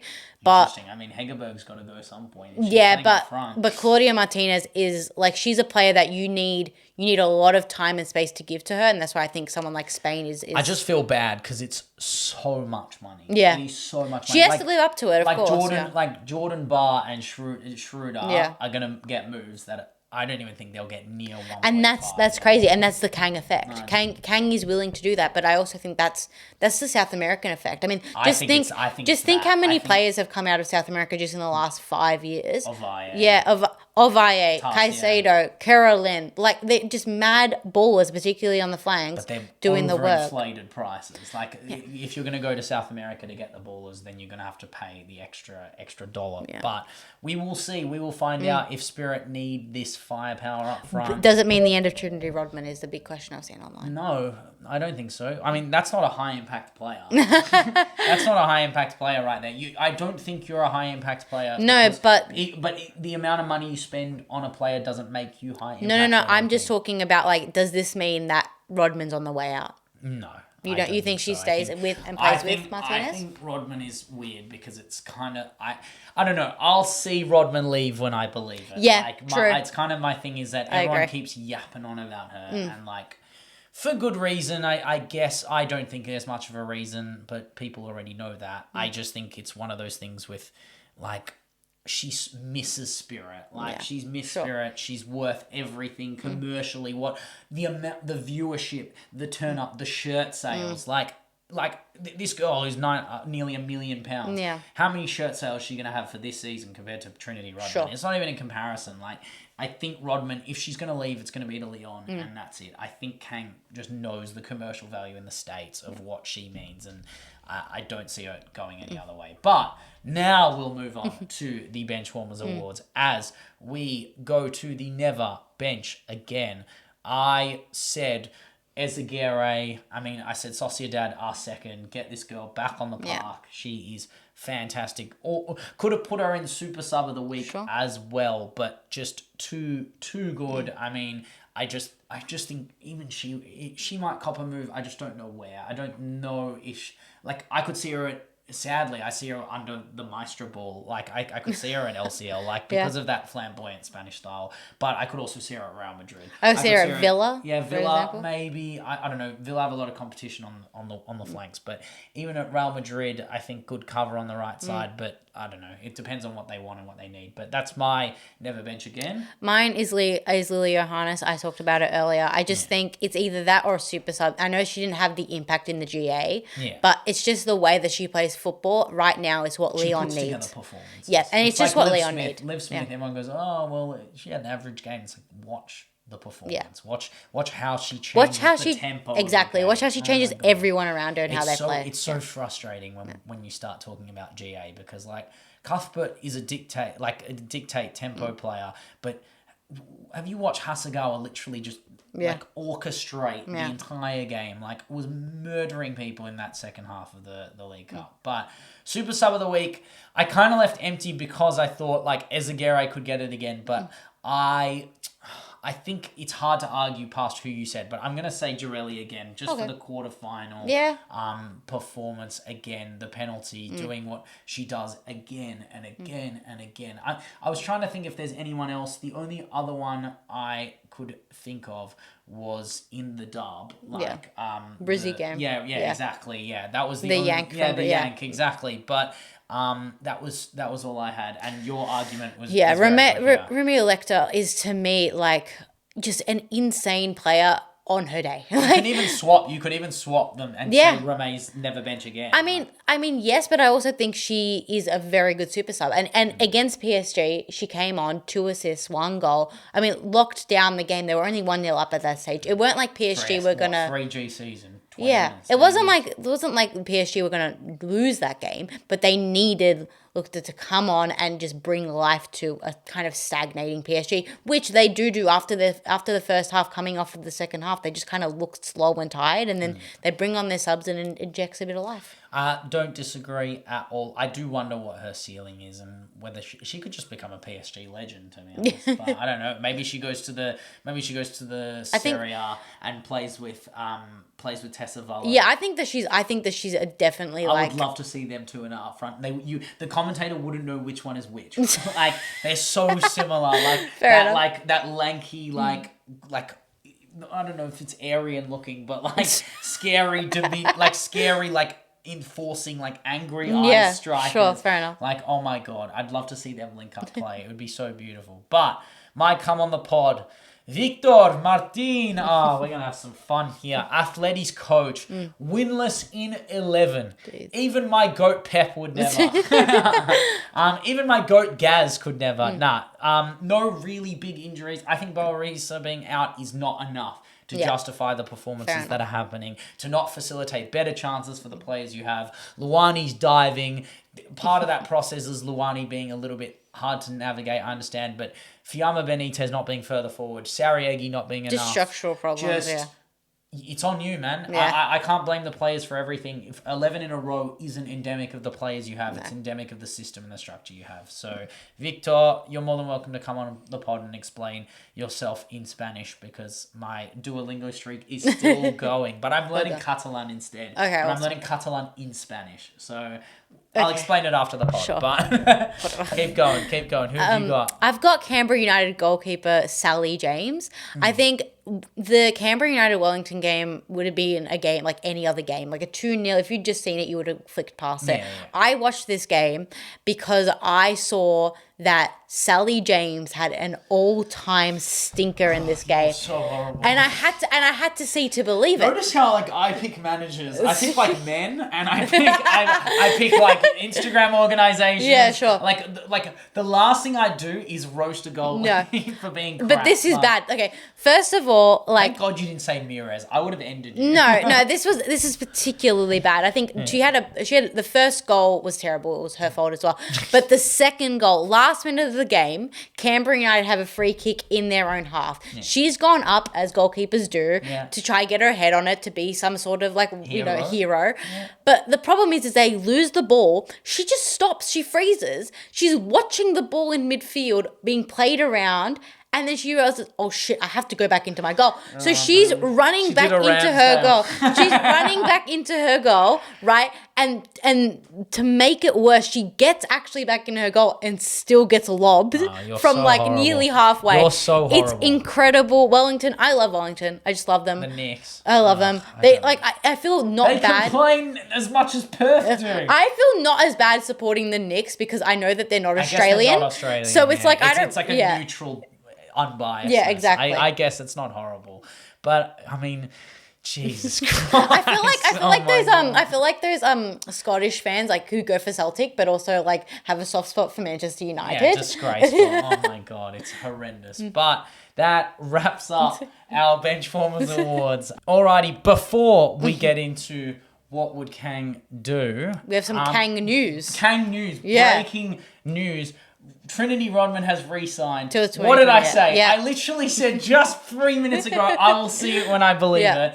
And 2029? 2028. 2028. Yeah. I mean, that's fair. That would take her to 27, to prime age, and then she can make. Well, she has a year left, and I think that's good for the US Women's National Team in terms of she gets the form in the US for the World Cup. Then she has a year post the World Cup, but it wouldn't surprise me if post World Cup someone snaps her up. Do you think of that whole Emma Hayes thing of when the girls play for the badge? I don't see anything like that anywhere else. Yeah, that's called American patriotism. It's completely it's called different. American imperialism. Yeah, it's completely different to When did Emma Hayes become this Goodwill Hunting, Dead Poet Society shill? I mean, from Trinity we move into the Holy Trinity. Yeah. What would Kang do? Number 20. We've made it to 20, which is very, very exciting.